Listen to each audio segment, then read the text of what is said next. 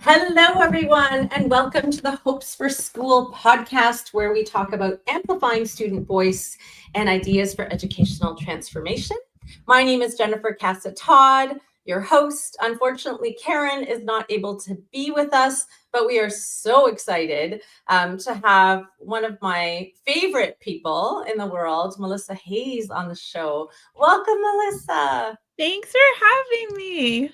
So So excited. excited that you're here. Yeah. So for people who don't know you, I don't know how many people that would actually be, but would tell us a little bit about yourself. So I live in Hilliard, Ohio. I teach second grade, and I'm a very rare breed in that I've taught the same grade for over 25 years. And I'm gonna knock on wood because I say that and I might be moved or something. I'm also a children's author for the book Abs, which is about my daughter Abigail. And I have two daughters, which is Abigail and Madison. Madison just graduated college and has a social work degree. There it is. And Abby will be a senior this year. And I also have a loving husband who works for BMW Financial. And I think that's about it. Oh, thank you. That's wonderful. And I can't wait to meet Abs in person. She is such an inspiration, and I love how involved you are with her walk and everything. And I know we all had T-shirts at one time made for her, so that's awesome. And about you teaching second grade for 20, that's because you do it so well. I don't think they're going to take it away from you. Don't worry. I think it's because Don't I you? love it so much. I don't think I could think, and everyone's like, "Oh, you could change grades." It would be, and I would accept it, but I don't want to. Like, I am so happy with my grade. People ask me, "When are you going to retire?" I have no clue. I have no clue how many years. I just say over 25. No clue. My husband's ready to retire, and I can't even think of that. I love it so much. So, second It's grade's because pretty it is. awesome. It's such a joy for you. So thank you so much for contributing an idea spotlight to Hopes for School. Wonderful. I've been such a fan of your work for so long and all the wonderful things you do in that grade two class. Can you tell us a little bit about the idea spotlight that you shared? Sure. First of all, thanks for spotlighting my kids and me. Very blessed and appreciative to have amazing friends like you. So it was about Genius Hour. Again, I teach second grade, so most people think of Genius Hour for the older kids, but younger kids are highly capable of doing more probably than the older kids. But anyway, so I kick this off by reading a picture book to the kids, and it's in the genre of what do you do with an idea, the most magnificent thing. I think there's another book in that series. You could pick one. And I read that, and then we discuss what they're passionate about, what they want to learn more about. And then from there, I showcase a slideshow which talks about what Genius Hour really is. And there's really no right or wrong Genius Hour. I think it's so vague for people that you could make it your own based on the needs of your kids. So for me, the kids are researching a topic that they're passionate about or they want to learn more about and they want to teach our family about. So I tell them they have to have about 6 or more slides on a keynote. So we learn all about keynote, which they're so jazzed about because, of course, the animations are amazing from slide to slide. And then from there, we talk about adding pictures to the slides and making the slides your own, not copying from things. So a lot of copyright things, but also we discuss what do you do after your slideshow presentation. And we talk about, we don't want to sit and we don't want our audience to be bored. So they have to come up with an activity that kind of reviews the concepts and information that was taught, yet is fun and engaging and interactive. I also look at their voice level, how they present. Are they excited? Are they jazzed? I also want to see how interactive it is. They have to have their slides. So all this is a culmination. And then I also talk about it's okay to do it over. I don't check their work before they present. And I do this on purpose because it's a real teaching moment. I've had kids go up, present in like the minimal of 6 slides. And then the kids will ask questions. They can't answer them. And then they'll look at me and say, can I go back and research again and then represent? I'm like, absolutely. I think that's a great idea. So I don't sit with a rubric and check everything. I just don't. The kids, anyway, when they come to second grade, a lot of them are not as risk takers as I would like. And so I have to be like, why don't you try this, instead of just saying you do it this way.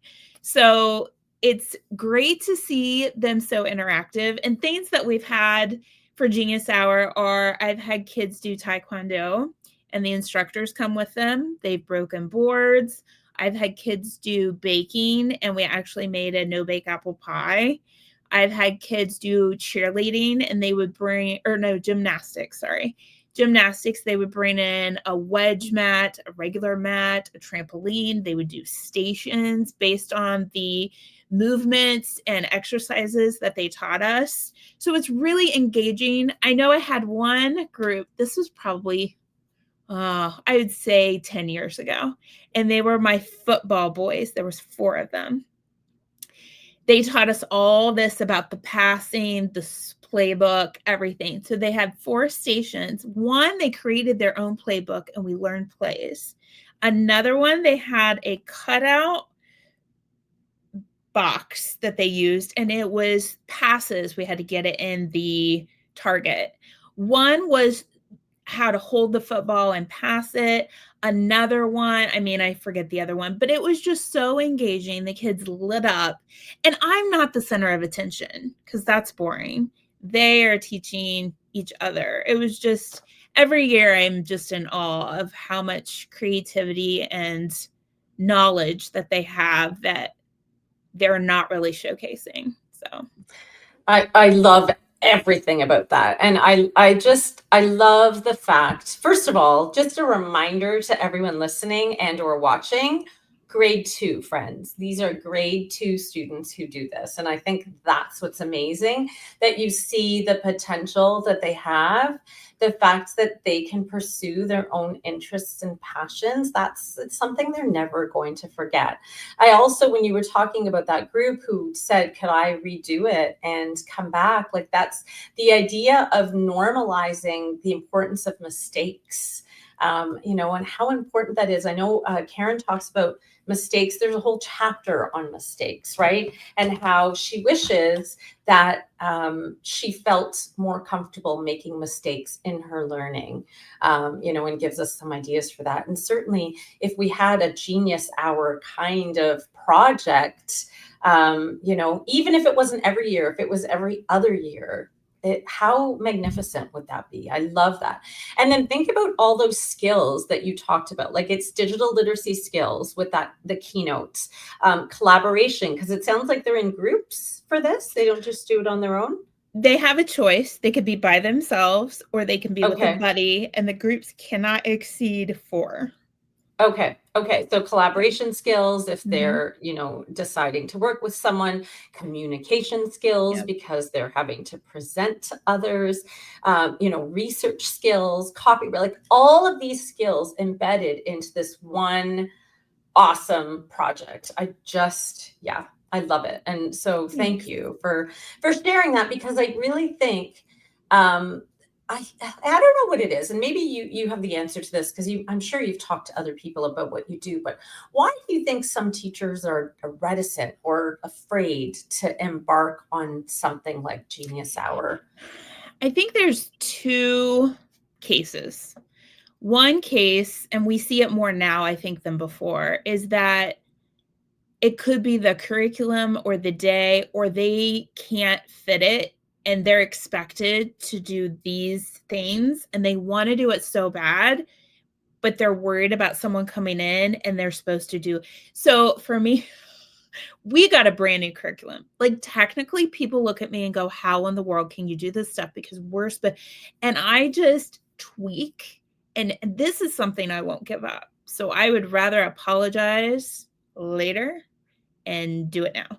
But I do think there's some people that can't fit it in, and I feel for them, or they don't have the technology or the firewall things of I mean, I don't know that empathy piece, me walking in their shoes, I feel for them.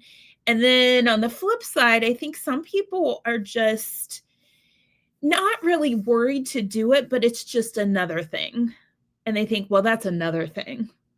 Or they're just comfortable in their zone, and getting out of that comfort zone could be anxiety stricken. I'm not sure. Yeah. But Yeah. No, and you're right. But when I think of all the benefits, especially when we listen to Karen's perspective in this book Mhm. about what really stuck with her, when she had autonomy over her own learning, she felt like she was actually learning versus doing school, and there are firewalls, and I do get the curriculum, but I also know that if what you said, right? Like, Yeah. if this is a priority for you, you make it happen. And there are teacher librarians in your school that might be able to support you. There might be curriculum specialists, technology coaches who'd be more than happy, I think, to support you if you're one of those teachers who is feeling like, what how can I work within these parameters? Because maybe Keynote won't work in my district and I might have to only go Google Slides. I don't like, ultimately it's they're pursuing their passion, whether you use Google Slides or PowerPoint, whatever is allowed.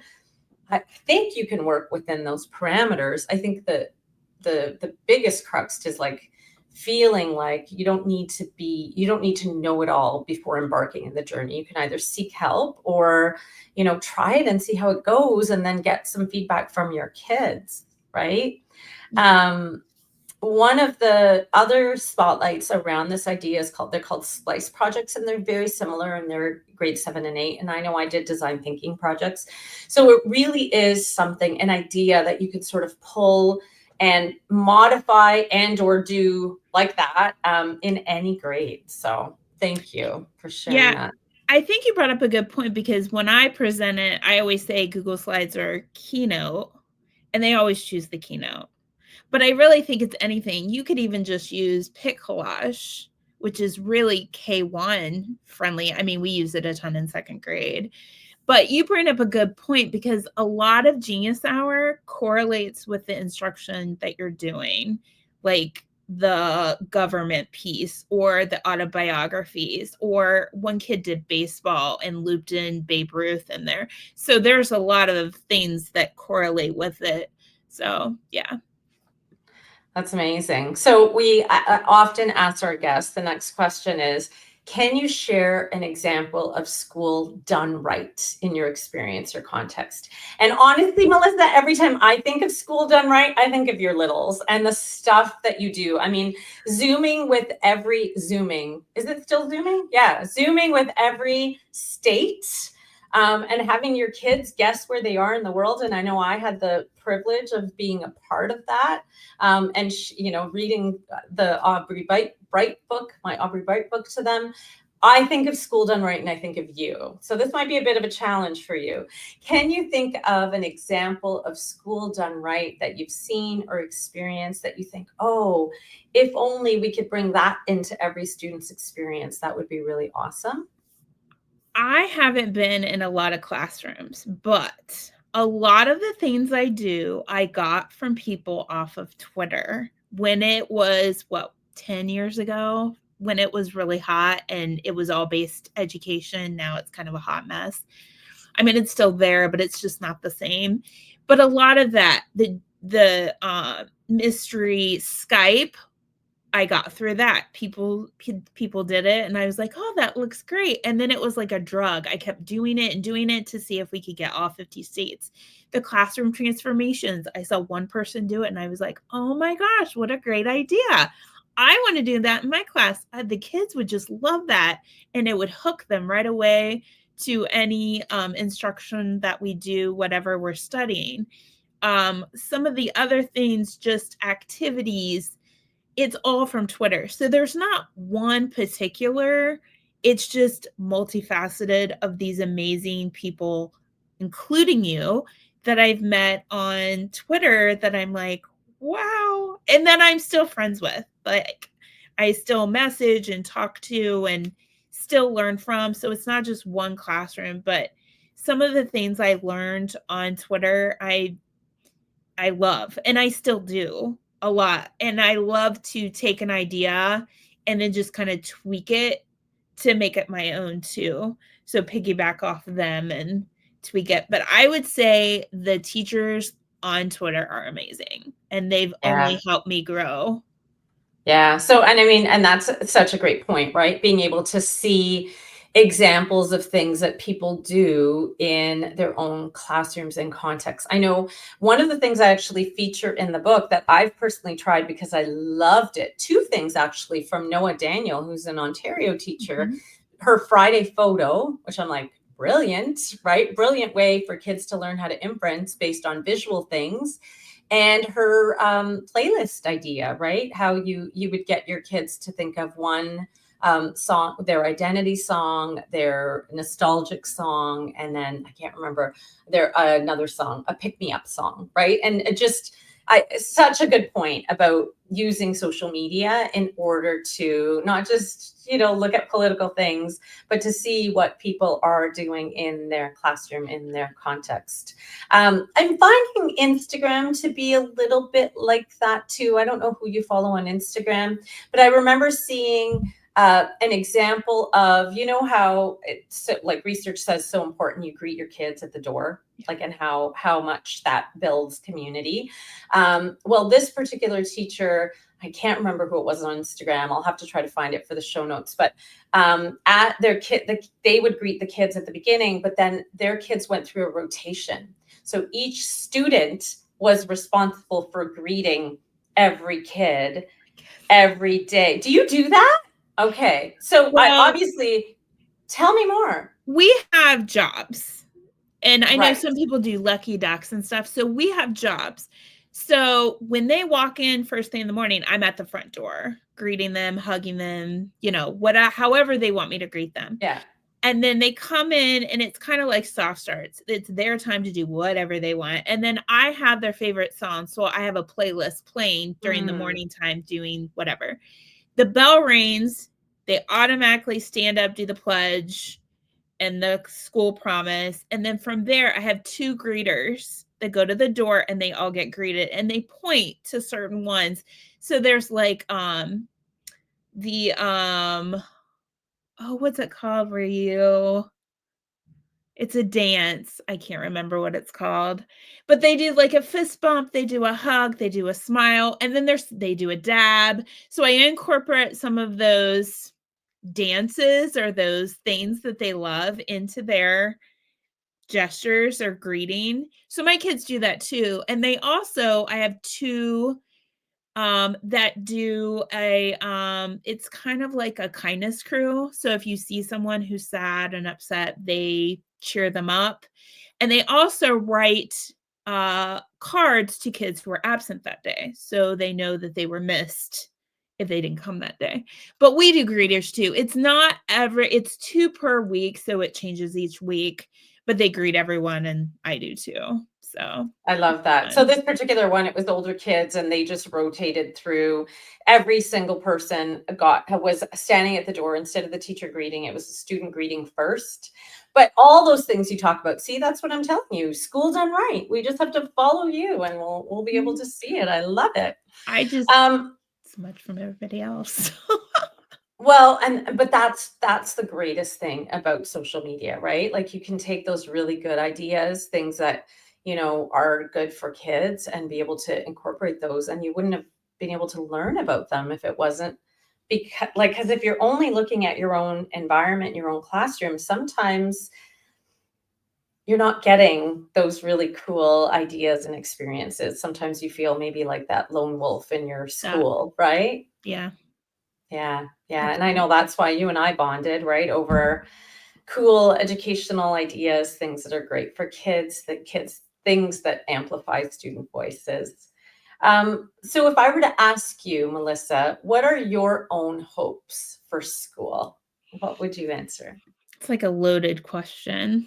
I would say that every kid knows how much they're loved and welcomed and safe. Also know that every kid can take those risks and fail enthusiastically. Um, and know that the sky's the limit and they can do anything they set their mind to. Okay, I love that. All of it. Thank you. You're welcome. And agree. We were talking offline about the fact that you don't love to read, and I was sharing my romance novels. But there you go. I I'm was reading going to say, this. what's your current read, and or what are you currently binge watching? Okay, I'm reading this. And then I think I've watched everything. So I'm rewatching Grace.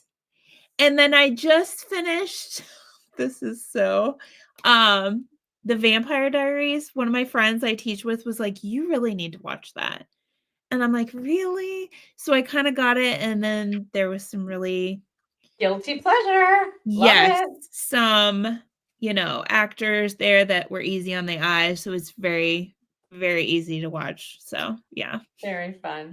Actually, one of the things I decided to do is put myself on a list to be an extra for TV. I just thought like I'd love to try that. And there was only like there haven't been a lot of opportunities, but one opportunity was for the vampire, I think it was called the Vampire Chronicles or something that's filmed here in Toronto.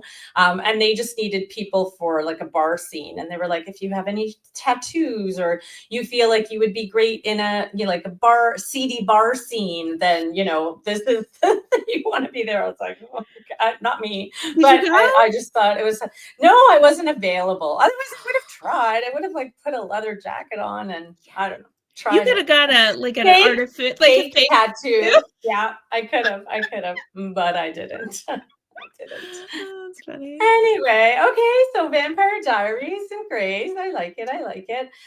Those who are now listening to you and absolutely want to follow all the wonderful things that you're doing online, where can they find you, my friend?